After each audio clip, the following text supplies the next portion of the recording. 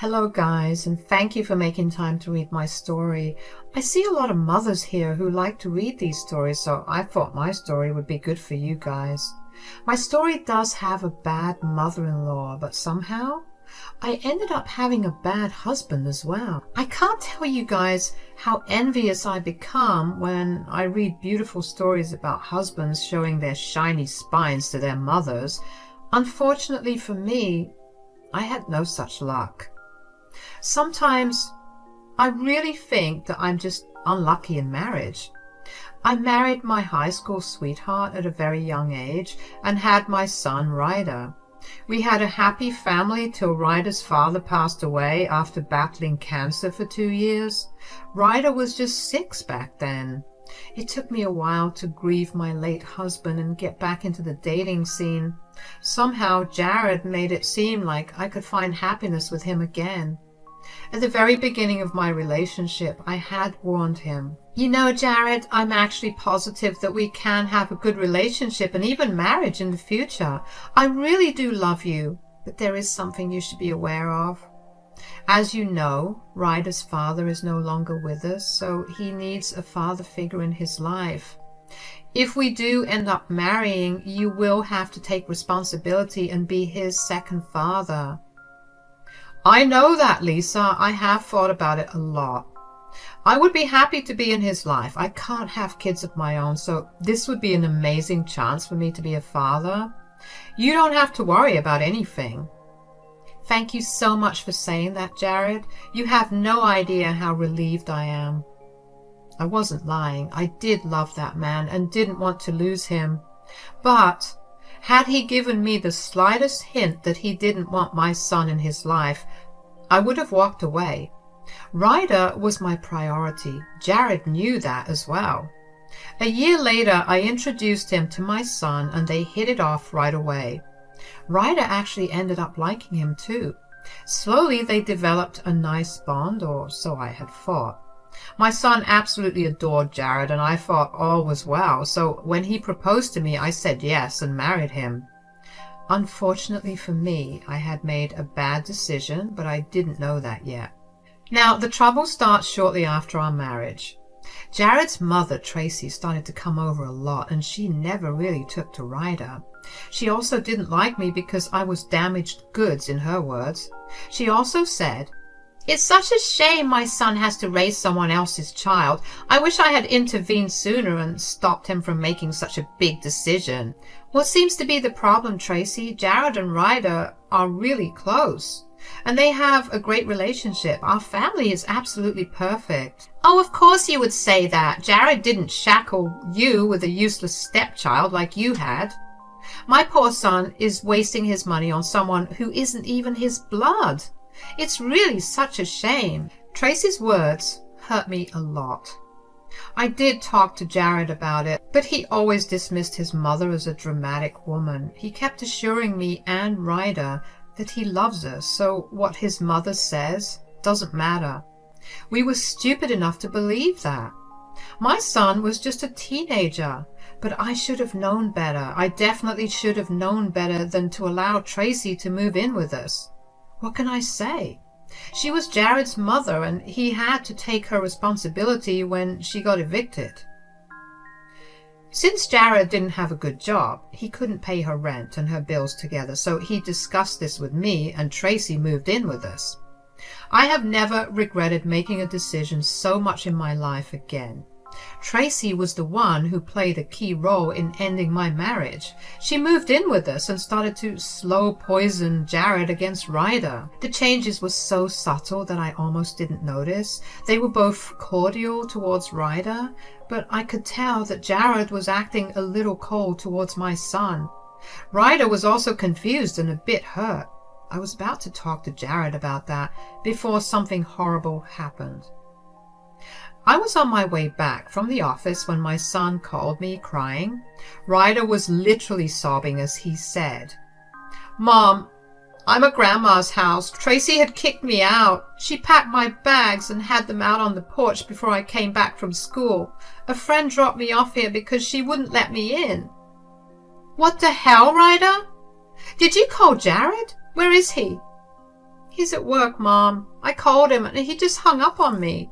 Tracy kept saying that they didn't want me in the house anymore and I wasn't welcome back. Ryder, listen to me. That is not true. No one can kick you out of your home like that. Stay with Grandma. I'm coming over. I raced to my mom's house and barely managed to calm down my son. He was a mess, and seeing him like that broke my heart. I was mad with anger and wanted to strangle Tracy. I told Ryder to stay with my mom so that he wouldn't have to witness the drama at home. I really wanted to yell at Tracy without my son hearing it.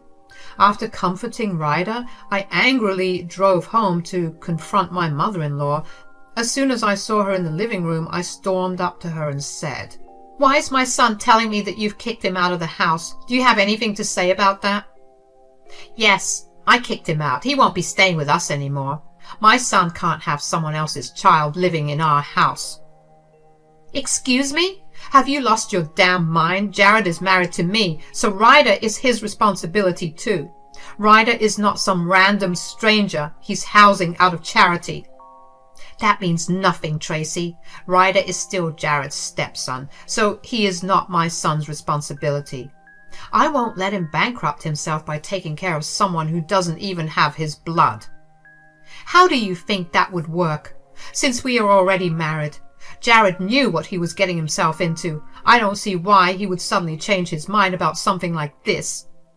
"Too bad for you that he already did change his mind, Lisa.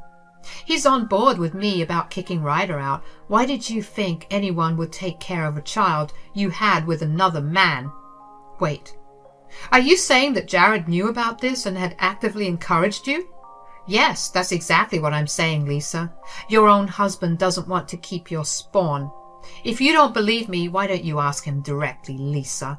My mind was spinning with all the information that Tracy was throwing at me. First, it started with her stupid banter about how Ryder is not blood and shouldn't be my husband's problem. Then she told me that Jared agreed with her statements and supported her in kicking out my son. This was all news to me, since Jared never said something like this out loud to me. Hell, when we started to date, I made it clear that he would have to take Ryder's responsibility because my son's father was dead. Now, his mom is suddenly saying that Jared lied to me when he told me he was okay with this. Readers, for a moment, I felt very vulnerable. The possibility of my husband turning out to be such a cruel man absolutely destroyed my heart. Tracy looked all smug and was smirking at me when she said that Jared agreed with her. She seemed so confident that I started to have doubts about my husband. But instead of just jumping to conclusions, I decided to call Jared home immediately. The fact that he sounded nervous when speaking to me also didn't sit well with me. When Jared returned home, he avoided looking directly at me. At that point, I knew that Tracy was probably right about my husband, so in a stern voice, I said, "Jared, your mother has tried to kick Ryder out of the house today. Do you have anything to say about this?" "Well, what do you want me to say, Lisa?" "So, Tracy was right. She said that you support her actions and wanted this to happen as well. Tell me, Jared, why do you think kicking out my son is a good idea?" "Oh, come on, Lisa. We're tired of saying the same thing again and again. My son will not raise your stupid child. Some kid with a stranger's blood will not live with us." "You have already made your stance clear, Tracy. I wasn't talking to you at all. I was asking Jared, so you need to shut up and let him talk. Jared, tell me what you want." Jared was actually stammering a little and refusing to look into my eyes. He knew that what he was going to say would piss me off to a great extent. It also didn't help that I actually looked pretty mad and had my no-nonsense voice while talking. Jared was a little hesitant to speak out for himself, so his mother nudged him a little to boost his confidence. She said, "Jared, go ahead and tell your wife what you want. This is your house and you deserve to have a say in who stays here and who doesn't. You don't have to feel guilty for anything." "You were right, Mom. This is my house too, so I should get a say in who stays here. Lisa, I actually agree with my mom about kicking Ryder out." "Are you serious right now? You want to kick my son out of the house? Where the hell is this even coming from? This is insane." Look, Lisa, I know he's your son and all, but he's not mine. You can't really expect me to have the kid in my house when he has no relationship with me. I don't see why I have to house him. What the hell are you talking about, Jared? Ryder is your freaking stepson. You can't just throw him out and expect me to be okay with this.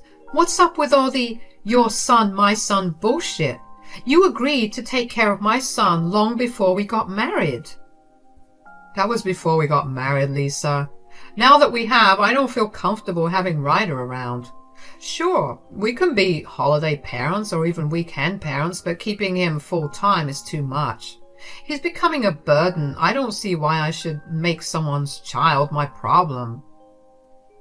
It would be right to say that I was completely flawed. This man, the man that I married, was telling me to become a holiday parent to my own son? Let me just remind you guys that this man promised to take care of Ryder like his own. Now he was telling me to drop my son off God knows where because he didn't want Ryder around full time. And this was after knowing full well for years that Ryder doesn't have another living parent. It was all so bizarre that I actually had to ask what he was thinking. I looked at Jared in disbelief and said, "Excuse me, Jared? Are you telling me to become a holiday parent to my own son? Do you even hear yourself? My son's father is freaking dead. Where do you even think I should make him stay the rest of the time? Why don't you just drop him off at your mom's? She's having a good time lounging around doing nothing. She should take care of Ryder full time now instead of making me host your son for free. Why won't you just ask his own grandma?" You don't freaking host my son, Tracy. We are the ones who host you for free. You don't pay us a cent for anything, so just shut your damn mouth. Hey, you can't talk to my mom like that. We agreed to let her stay with us for free. It was our decision. You cannot insult her for that now. I didn't know whether I wanted to laugh or cry. My husband was casually sitting on the couch and telling me that having his mooching mother in the house was perfectly acceptable, while my underage son was not welcome. It was so bizarre, and the irony of the situation was not lost on me. I said, "Exactly, Jared. You agreed to take care of Ryder and have him in your life. Now you have no right to backtrack and expect me to agree with you." Oh, please, you can't compare these two things. This is different, Lisa. Mom has no one else, while Ryder has your family. Mom is right. Your mom should step in and take Ryder. He is her blood anyway. It's better that way. You are absolutely insane, Jared. Do you even hear yourself? You are adamant about kicking my underage son out of the house. What kind of a man are you, Jared? The kind of man who won't be taken advantage of, Lisa. For years, you have forced my son to take care of your useless child. Poor Jared had to play dad to some dead man's son while having no children of his own. Thank God I came here and drilled some sense into him. There it was. My doubts turned out to be true after all. It was Tracy who put these ridiculous ideas in Jared's head. But as much as I wanted to blame it all on Tracy, I knew that Jared was equally at fault. He readily went along with his mother's horrible teachings and changed his mind about Ryder. The things he said about Ryder being a burden and not his problem just made my blood boil. These were the words of a man who already had these feelings somewhere deep down in his heart. That's why it was so easy for him to say those words. I sighed, heaving, and finally said, "I knew this was all your doing.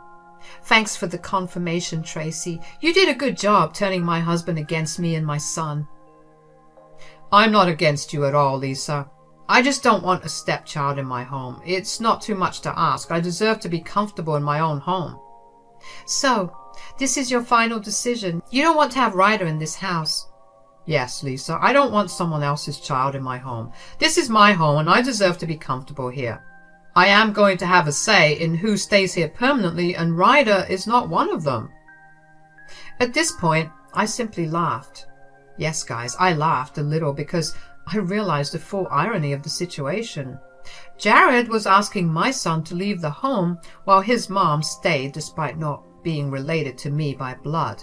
Then he reminded me about how I promised him to take care of his mom, as if he didn't just break his promise to take care of my son.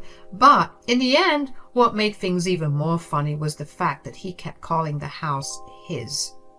He kept saying that he didn't want Ryder in his home, but he might have forgotten that the house Jared and his freeloading mom were staying in was mine. Readers, you have read that right. The house was actually mine. It used to be my late husband's property, which he had willed to me. So after his passing, I was made the owner of the house. Technically speaking, this was Ryder's home as much as it was mine, and my current husband was acting like the house belonged to him and his mom. They didn't even have any right to decide who could and couldn't stay in my house. I stayed quiet and didn't remind them of this fact before because I wanted to see how far they could go. But now my patience was already running thin, and I knew I needed to put them in their place. I said, "It's funny how you keep saying this is your house, Jared. Did you just forget the fact that this house is in fact all mine?" "Well, yes, this house is yours, but we are married now, so this is my house as well." "Yeah, that's right. What belongs to you also belongs to Jared. Just because your name is on the deed, that doesn't mean Jared has no right to call it his home." "Lisa, this is a joint household now, and 2 people, that is me and my mom, don't want Ryder to be here. That has to count for something. We are a family, so you should consider our opinions." "It's funny how your mom is suddenly in our family and household while my son isn't. You do have some double standards, Jared. I wish I would have seen it sooner." "You can't blame me for not having some strange unrelated child in my house. No one would do that." I was already tired of hearing how Ryder was some strange child. It was seriously pissing me off and driving me over the edge. While Jared and Tracy were invested in making their stance and forcing me to kick Ryder out, I was making some decisions of my own. It was already quite clear to me that Jared wasn't the man I thought. He was not the sweet and caring man that my son had grown to love. No, this man had turned into an entitled monster. And I didn't want anything to do with him anymore. Now that I know how Jared really feels about Ryder, I wasn't going to have my son stay in a toxic household. So I looked at Jared and said, "You are right, Jared. Literally, no one would want to have someone else's child in their house." "Oh, thank God you're finally seeing how ridiculous that was. See, it wasn't so difficult to realize what was right." "Yes, I did make a huge mistake in the past. I really should have sat you down and listened to what you had to say." "I've been telling you for ages, but you wouldn't listen to me. But I don't mind that anymore. At least now you have understood your fault." "Yes, I have absolutely understood my fault. You two are right. I cannot have someone else's child living in my house. So what do you say, Jared? When can I expect you to move out?" Jared and Tracy both looked shocked when I said those words. I guess they hadn't expected me to say that to them. They had stupidly expected me to agree with them and throw my son out. I don't know what drugs they were on that made them so confident about their stupid thoughts. Well, they were not entirely wrong, though. I was going to throw out someone who isn't the homeowner's son. They just hadn't realized that it would be Jared. They looked panicked and said, "What are you talking about, Lisa? Why the hell would I move out?" "Well, you're not my son or related to me by blood, so I don't see why I should house you for free. Also, you are not my daughter either, Tracy, so you will be moving out with Jared too." "This is ridiculous, Lisa. You can't just ask us to move out. We are your family. Jared is your husband, and you can't kick out your own husband." "Yeah, I want my mom in the house. I contribute to the household, so I get a say in who stays here. You can't just threaten to kick me out. I'm your husband." "Yes, you are my husband, but you won't be one very soon. Do you really think I would stay married to you after all this? What kind of a doormat do you think I am? The only thing you will get after today are divorce papers." Jared was now in full panic mode. He realized that I wasn't going to give in to his and his mother's demands. Instead, I was actually making decisions of my own and doing what I think is right. So I was keeping my son in the house and kicking them out instead. Tracy and Jared were shocked at my declaration and somehow thought that they could change my mind. They said, Now, you don't have to be so dramatic. We were just making some suggestions. There's no reason to get so serious. You were making suggestions by literally kicking my son out with his clothes? What kind of a joke is this, Tracy? These won't work on me anymore. Okay, we don't have to kick out Ryder. He can stay in the house. We won't mind. We take it back. He's a good kid anyway. We'll just adjust. Oh, no. You don't get to make decisions anymore, Jared. You have no right to talk. My son doesn't need you to allow him to stay, but you do need my permission to stay here, which I am not giving to you. You two better have your bags packed because I will file for eviction and divorce tomorrow. I wouldn't sit around wasting time if I were you. Jared and Tracy started to reason with me. When calmly talking about it changed nothing, they resorted to begging and pleading. It was honestly a little satisfying after seeing my son cry his heart out. Their prayers and begging were all I needed to avenge my son. I know it sounds dramatic, but that's how I felt. Seeing my son so broken had my heart shattered to pieces. That is exactly why it was such an easy decision to make. The very next day, I hired a good lawyer who would fight my case. I had the divorce papers drawn and served very soon after. Also, the eviction papers followed. Jared and Tracy were pretending that everything was fine until they were hit with divorce and eviction papers. Then the tears and begging started again. I simply told them that it wouldn't work and not to bother anymore. I was counting the days till they would leave and I would have my son back in the house. Ryder didn't want to be around Jared or Tracy and was happy to be at his grandma's till they had left. So a month was up soon and Jared was forced to move out with his mum. He tried to beg and plead until the very end. In the days up to their leaving, Jared and Tracy ended up fighting between themselves. Jared blamed his mom for ruining his marriage while Tracy kept saying that this was all his fault. I did live through some noisy nights, but those had stopped when they left. Thankfully, I didn't have to wait for a divorce for long as well. Now I am happy being a divorced woman and living a good life with my son. Jared is barely scraping by while his mom moved to another state after he refused to pay for her expenses. So those two idiots are now miserable, and that was the best revenge I could get in my life.